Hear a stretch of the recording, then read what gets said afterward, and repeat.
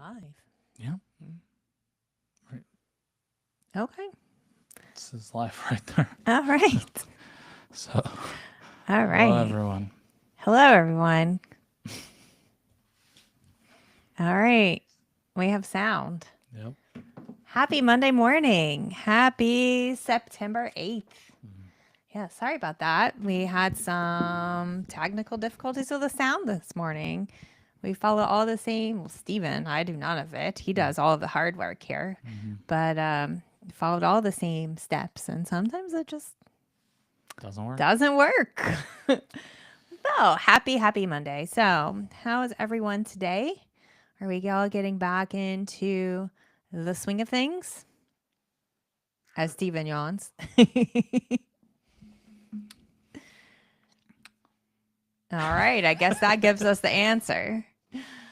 Well, we have news today. We missed you guys last week. It was Labor Day for Canada and US, and so we took the day off from news. So we're back today and we're happy to be here. And I can't wait to hear what Steven has prepared for us today. Okay.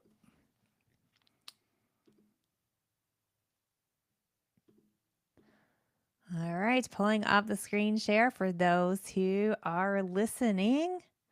You can look in the show notes and visit the link to take you to the news. So if you want to read the article yourself or read back through these or follow along, then that's where you can find it. Yes.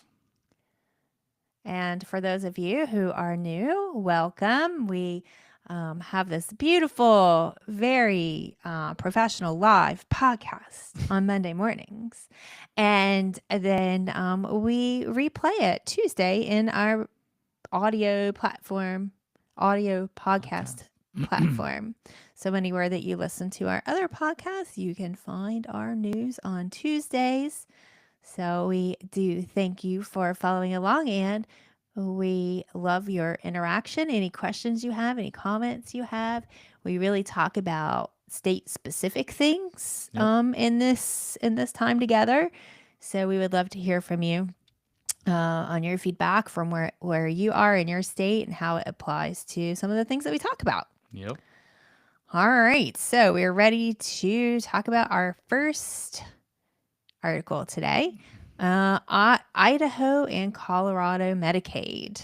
All right. So Idaho and Colorado, it's kind of a little jingle there, are the latest states where Medicaid cuts are shaking up the ABA world. In Idaho, the Department of Health and Welfare announced a 4% across the board reduction in Medicaid provider rates beginning September 1st, 2025. Oh, that was like 7 days ago. Yeah. As part of the statewide budget cuts, halting planned Medicaid rate increases, reducing ABA reimbursement rates to 95% of benchmark, and adding new pre and post claim reviews for autism therapy codes. Oh, that's a lot. On top of that, Colorado Medicaid has only temporarily extended the RBT certification requirement deadline until October 31st. Okay, so Colorado has extended that RBT certification requirement deadline until October 31st. So that does give you a little more time for those of you in Colorado just like scurrying around trying to get that going. And when I asked, it seemed like that would probably be good enough for most companies to get by, but it's still really tight. So, but yeah, so Idaho was like, oh, by the way, we're cutting. I think there was 8 days notice on this cut, and Colorado has, I guess, and I don't know that this has gone through yet. It's just an article where they're proposing that they're gonna go back. They're not going to give the raise that they said that they were going to do. So it's just been this back and forth. That's stressful. We're going to cut. We're not going to cut. We're going to give you a raise. Now we're not going to give you a raise. Like it's how do you plan? Yeah, it's been really difficult on Colorado. So yeah, it's when you're dealing with Medicaid, it's with the politics that's going on right now, it's seeming to be difficult, and this is, well, we've talked about North Carolina, Washington State, Colorado, Nebraska, right? Idaho now.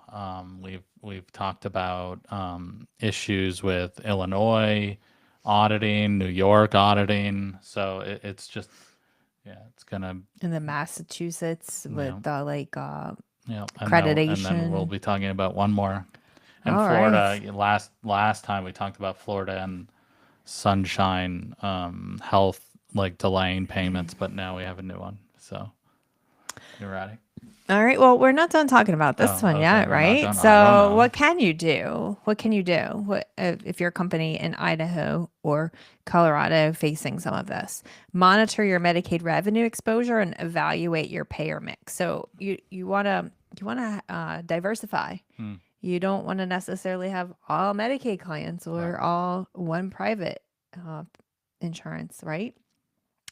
I would say, I don't know. I'm a planner, and my advice, take it or leave it, as a planner would be, okay, go ahead. For those of you in Colorado, go ahead and plan for the lesser of the rates, right? And see how that looks. And then of course, if things work out and you get a little bit more, great. But I would definitely go ahead and plan for the lesser of the rates to see what that looks like for you and what action you would need to take. And then as we talk about here, most Oh my goodness. oh, Wow, that was loud. as we talk. Okay. That was a little quick little audio check just after our debacle this morning with not being able to get audio working. Steven just wanted to make sure you guys could hear us. But yes, so just like we say when we're talking about these state specific items specifically, prepare to engage in that state level advocacy. And those rates are set legislatively. Wow, lots of words on this Monday morning that don't want to roll out of my mouth. So collaborate with the state associations, collaborate with policy, with other business owners in your neighborhood, in your community, in your state, and then get those participate in those discussions with policymakers. Mm-hmm. Yeah, and CASP has been again, shout out to CASP. They've really been doing some some great work helping ABA companies maybe reduce the issues that have been coming up with Medicaid. So yeah, I would reach out, join CASP, and see if there's a way that because this is, one company is not going to be able to do this, right? We have to work come together. and I think CASP is really coming up in a big way, and I would reach out to them and see if there's any way that you can help with on the ground work in your state, and what they may be able to do to help your state. So. Yes. And then, of course, strengthen your billing systems to handle new prior authorization and claim review requirements, and build a financial cushion to withstand short term revenue disruption, right? It's even more important in this climate to make sure you have that cushion and make sure that you're not paycheck to paycheck, so to speak. And if you do need help with financing, well, we ran our ABA company debt free forever. If you do need, loans, small business loans, we do have a great bank that I can recommend. If you need help with that, just reach out. And we are doing our billing now. So 2.99%, probably be much better than most billers out there. And we can train your staff as well. So we can come in as a fractional billing officer and create your billing team, if that would be of interest to you. All right. What do you have for us next? Florida. Yahoo! Sunshine Health ABA enrollment pause. Just as Florida ABA providers are still recovering from ongoing Medicaid payment delays, a new challenge has emerged. Sunshine Health, one of the state's largest Medicaid managed care organizations, announced that it will temporarily pause enrollment of new ABA practitioners into existing provider groups starting October 1st.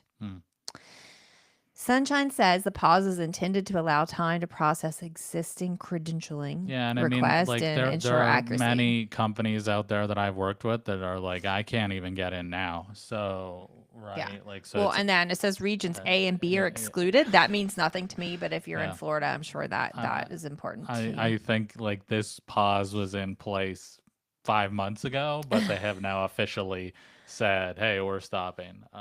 Yeah, so whatever. So no more, well, starting October 1st or kind of now. Yeah. No one new can get into the Sunshine Health. And then that like in the Facebook group, so the someone posted this in our Facebook group, but there's a Florida Medicaid Facebook group that I would highly recommend joining if you're into the Facebook groups. That may be very helpful. That's where I found this out, and there's a lot of questions that really haven't been answered. And so the big things are like, what if we hire a new BCBA? Can they join our group, or are they paused as well? Same with techs. So this is something that was concerning a lot of people. I So if don't you know. hire a new tech, then you might not be able to get them under I mean, you. that was their concerns. I don't know. Like there is nothing. We don't have the like I answer? can't. Like, there wasn't even a single article out there that I could reference other than the one paragraph on Sunshine Health's website that said we're pausing. That was it. So if anyone in Florida would like to come on that has some idea on what happens, then that would be great. But yeah, there was a Oh lot of yeah, concern about as this. anyone tries to add someone to their group, Correct. like what happens? Yeah, or Let if us there know. are any like, any like Florida ABA that could come on and speak to this, speak about this, or what they found out. But yeah, this is something that some of the people in the group were concerned about. Gotcha. So what can you do? You can communicate with your families and help them to understand what's going on, Yeah. so that they can Yeah. also be part of the conversation and hopefully be part of the solution. And as we all collaborate and talk together and talk to all of the people. Right. Review hiring timelines and plan ahead for staff who are completing RBT or BCBA certification. Right. Because depending on that, can you add a staff?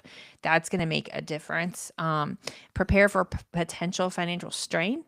That cushion we were talking about before, especially if Sunshine is a majority of your claims, right?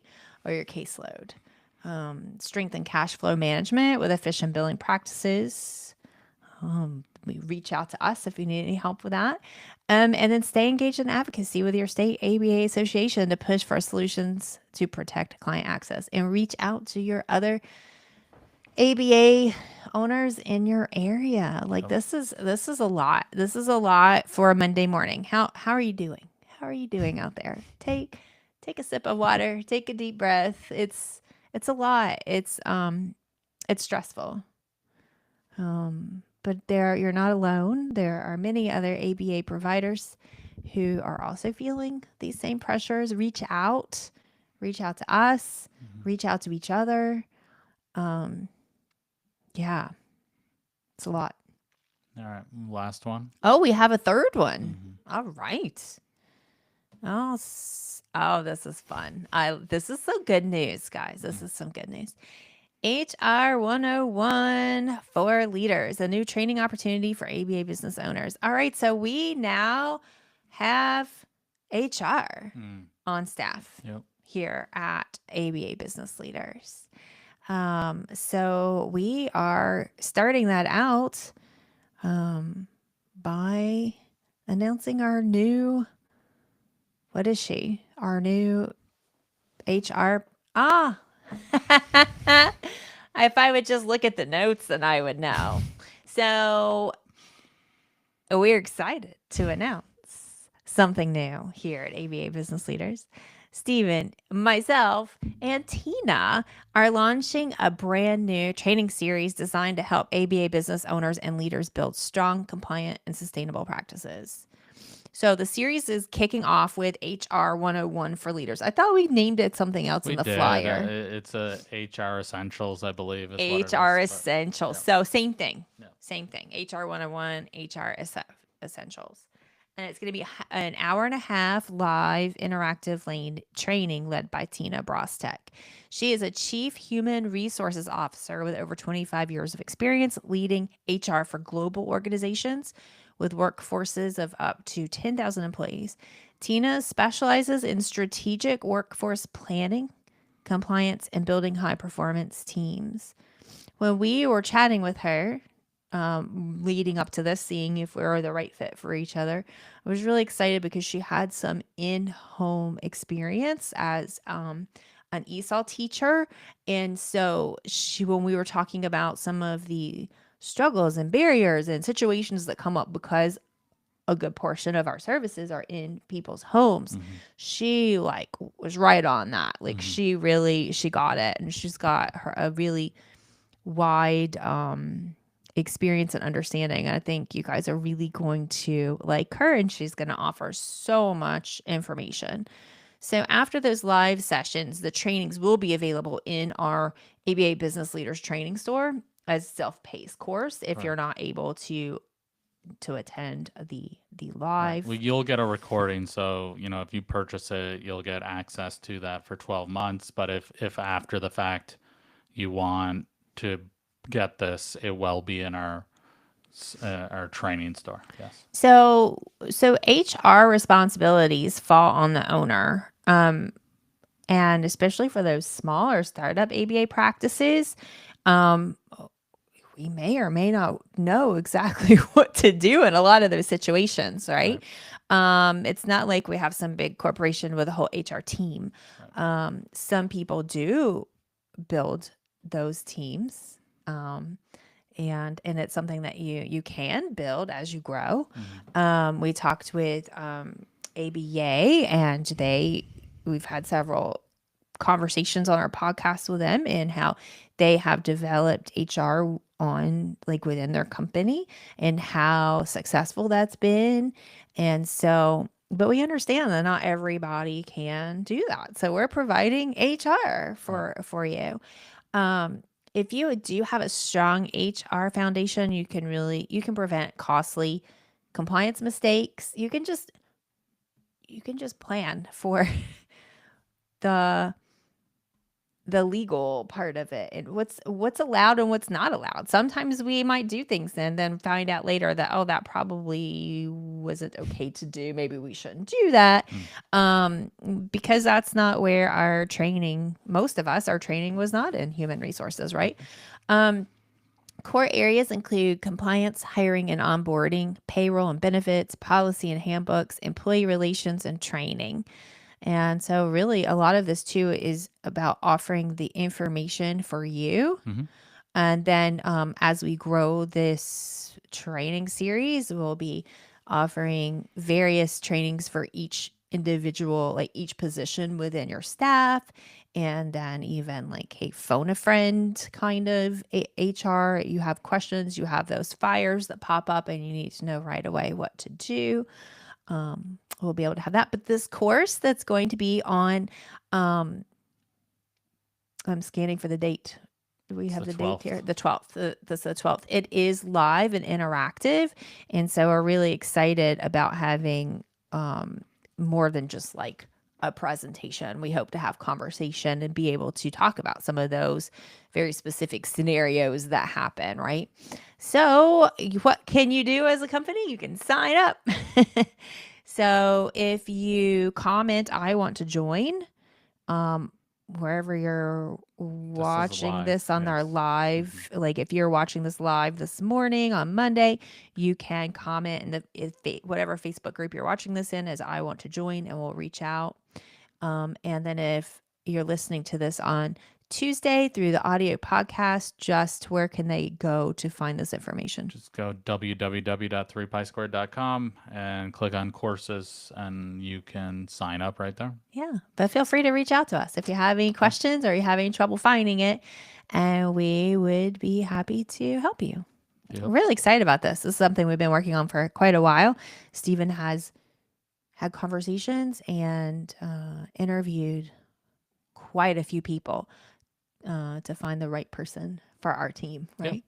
So, all right. Well, I think that's the end of our news for today. That's it.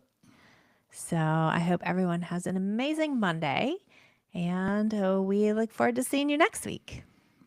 Alrighty. See you later.